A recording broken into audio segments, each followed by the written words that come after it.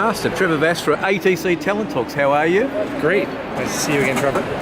Master, it's wonderful to catch up with you at ERE again. What are you hoping to gain from the ERE conference this time? I think I come to ERE every year with the expectation of finding the people in the room who are trying to solve emerging problems and connect what's in common with those emerging problems that they're facing. And what do you think those emerging problems are?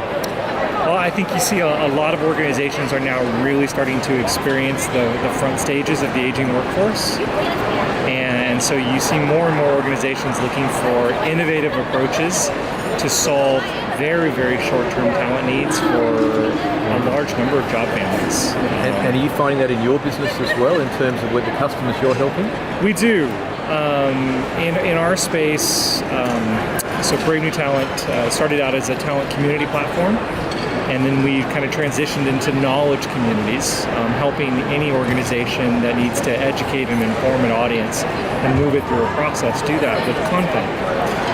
What we have found is that a lot of the approaches that we used to use for sales and marketing as well as for recruiting are no longer as effective. As more and more people have become connected through social, they're discovering more through content than they are through classic messaging and marketing.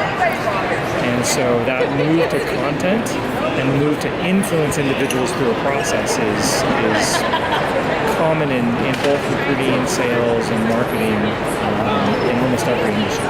So that move to content, can you give us an example of that, off the top of your head? So a really good example is AT&T here in the United States. So let's say you apply for a role with AT&T and you have the right profile, but you're missing a few critical skills. A classic approach to disposition would simply be to tell you you're not an adequate fit at this time.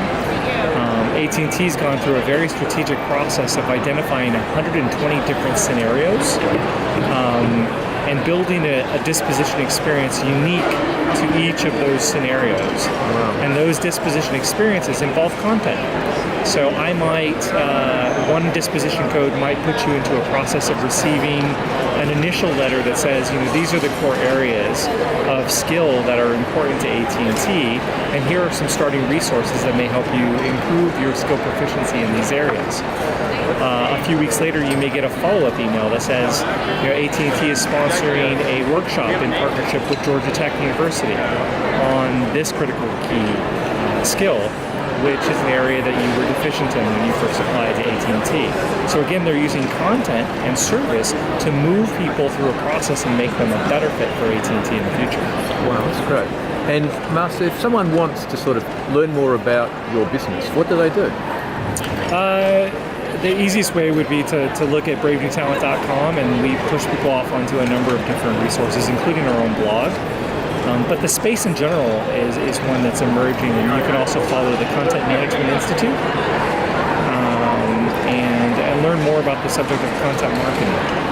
Master, it's been a really good interview. Thank you for your time. Always love your work. Thank you, Trevor. Interesting.